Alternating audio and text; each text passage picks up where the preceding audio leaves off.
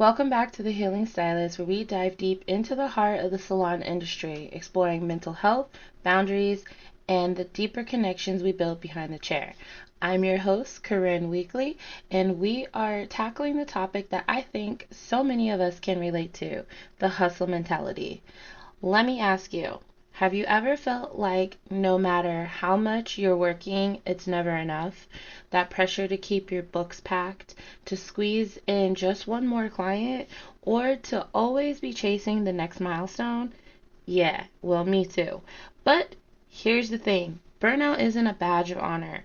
Constantly running on empty isn't sustainable, and today we're going to talk about why it's time to rethink hustle culture in our industry and embrace the new way to thrive.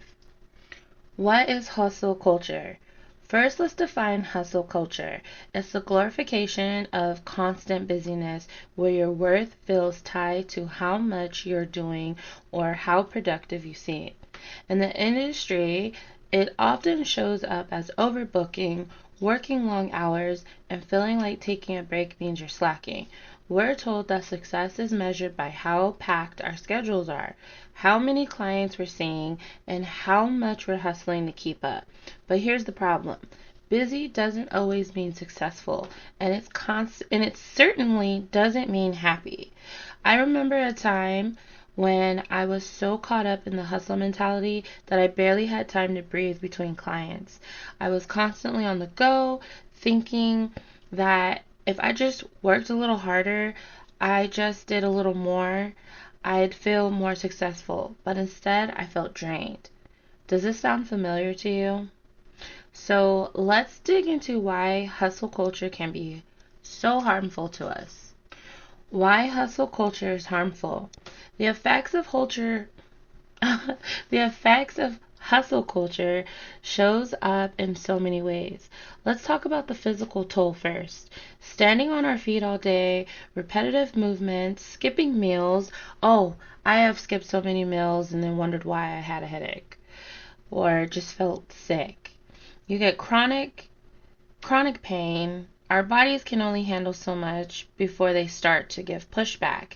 Exhaustion, even injuries can creep in when we're not giving ourselves the rest we need. Then there's the mental health toll. Burnout is real. You know the feeling. You're emotionally drained. You dread going to work. Your creativity just isn't there anymore. Like someone will sit in your chair and be like, do what you want. And you're just like, can you just tell me what you want? Because I can't do this right now. But for me, it felt like I was running on autopilot, just trying to survive each day. And let's not forget how it affects our relationships with clients. When we're rushing from one appointment to the next, it's harder to be fully present. We might start to see clients as tasks to check off a list instead of people to connect with. That's not why we got into this industry, right? Because it's not why I got into the industry. Last, there's a personal cost. The time we're not spending with our families, the hobbies we've put on hold, and the self-care we're skipping, all in the name of the hustle. I mean, is it really, really worth it? If any of this resonates with you, don't worry, you're really not alone, and there's a way out. Let's talk about how to recognize the signs that you might be stuck in hustle mode.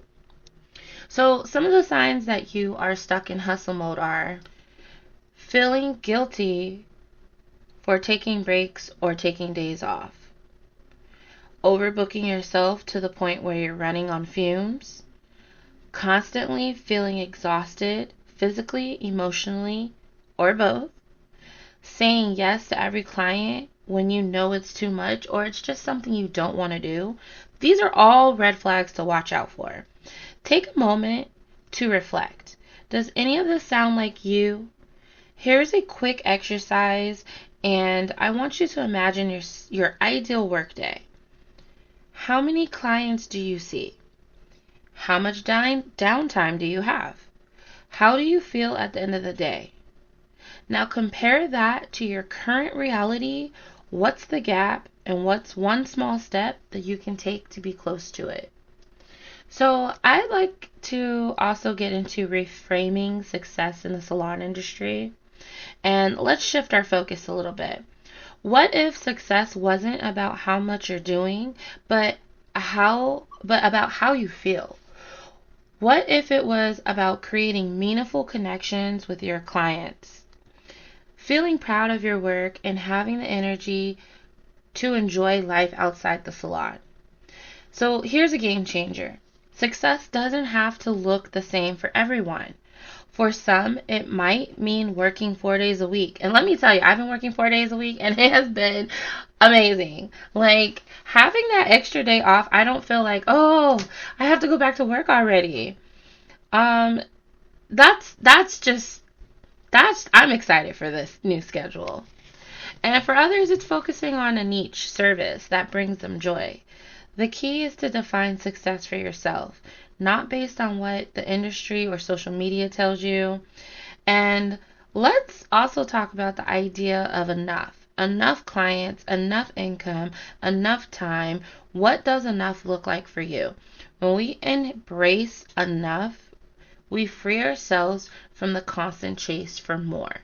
And what that means to me is my books are full. Yes, you always want to continue to build and fill those empty slots or in between the 2, 4, 6, 8 weekers.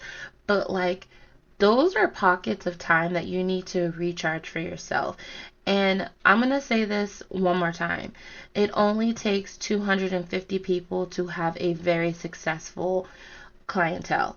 If you're one of those who like to be booked and stressed, then by all means, go be booked and stressed. But that's not our goal here. And if you're listening to this podcast and you're looking for ways to reduce your stress. So, with that being said, practical tips for slowing down. So, how do we break free from hustle culture? I have a few tips for you. And one is setting boundaries. You guys know I love to talk about boundaries. I'm going to probably bring this up in every episode because it needs to be drilled into your head like it needed to be drilled into mine. So set boundaries. Limit the number of clients you see in a day. So work smarter, not harder, and stick to it. Block off times for breaks and don't let anyone guilt you into overbooking.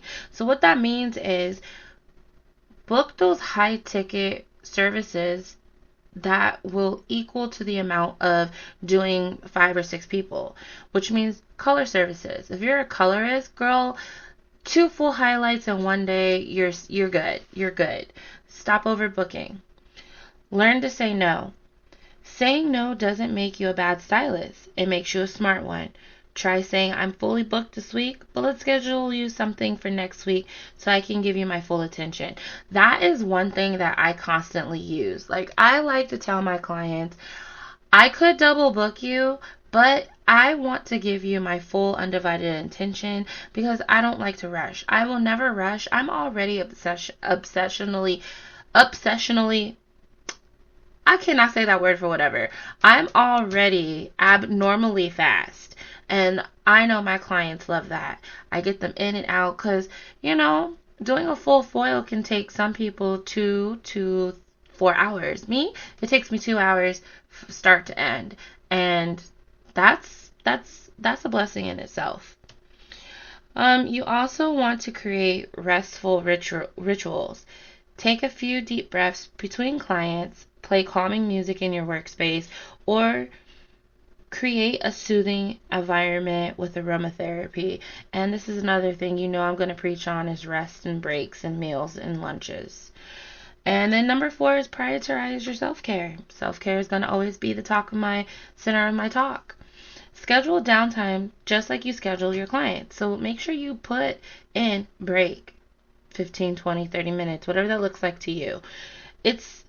Whether it's a weekly yoga class or a long walk or just an hour with your favorite book, make it non-negotiable. Remember, slowing down doesn't mean you're doing less. It means you're doing better. Because if you don't take care of you, how can you take care of others? Let's do a reality check. I want you to pause for a second and ask yourself this. Who benefits from your hustle? Is it you, your family, or is it the unrealistic expectations we're placed on ourselves as stylists?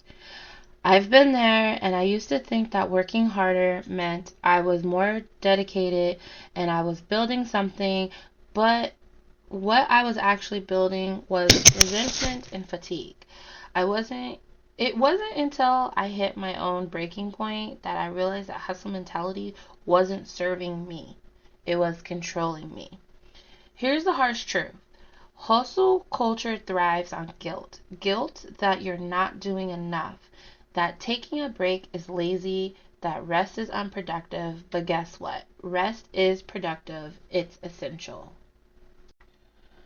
So here's the beautiful part. When you step out of the hustle mentality, you inspire others to do the same. Your colleagues, your clients, and even your family will notice the change in you. You'll show them that it's possible to be successful and balanced, to work hard and rest well. And trust me, your clients will appreciate a stylist who shows up rested, present, and ready to give their best, not one running on fumes. Because we look crazy coming in with some coffee, looking like a chicken with their head cut off. Breaking the hustle mentality isn't easy, but it's necessary. It's about giving yourself permission to rest, to say no, and to live a life that feels good. Just Not just looks good on the outside. Remember, your worth isn't measured by how much you do, but by who you are. You are enough, just as you are. If this episode resonated with you, I'd love to hear your thoughts. Join our join our Healing Stylist Facebook. I don't know why I couldn't get that out. So I want you to join the Facebook group called the Healing Stylist and share your story. It's a great community I just started, and let's continue the conversation and support each other in building healthier and more balanced lives behind the chair. So I'm going to repeat that one more time. The Facebook group is called The Healing Stylist. I also want to let you know that my book is out on Amazon. I will be coming out with a workbook soon, but that won't be for 2025. And I also will be putting clips on my TikTok, which is now The Healing Stylist as well. And I did also start an Etsy store that has templates for new stylists. Pretty good stuff I have coming out, so I'll elaborate maybe on the next episode of what's going on. But I really hope that you guys took something from this episode. Until next time, bye.